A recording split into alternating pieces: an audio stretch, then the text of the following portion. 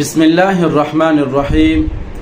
اچا په زړه کې کمزوري وي، زړه تنګيږي، زړه باندې بندشونه راځي، زړه هر قسمه بیماری سدي ته تکلیف وي، نو دې لپاره یو بهترین وظیفه خي. دی وظیفه په برکت سره د انسان زړه څومره بیماری دي ټول به الله تعالی ختم کی. طریقې کار دا ده سوره یونس آیت نمبر 57 وشفاء لما فی الصدور.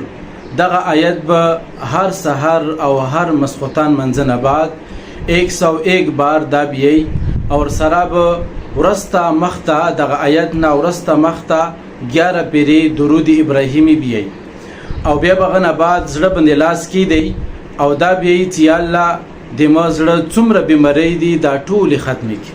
ور سره به دوا عمل نورم کوي.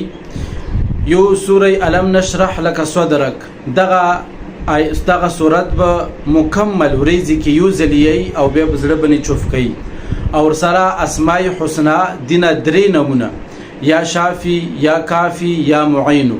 دغه درې نمې د الله تعالی ولا دا به 101 بار یي او بیا به ابو باندې دم کې دغه ابو بس کی. نو دا عمل یڅورځي مسلسل وکا ان شاء الله. دی عمل په برکت سره د تازړه کې څومره بیماری دي څنګه کمزوري په لیول سره دي تازړه تنګيږي یا زړه کې د بندشونه راځي یا هر قسمه بیماری ستا زړه کې راځي او غدي وجنتا ته تکلیف جوړيږي د بټولي الله تعالی ختم کی. او دی عمل اجازت ملویدنې د پاره په کمنټ کې 3 مرتبه الله اکبر الله اکبر دا ولیکي ما طرفنا تاسو ته دی عمل کولو اجازت ده.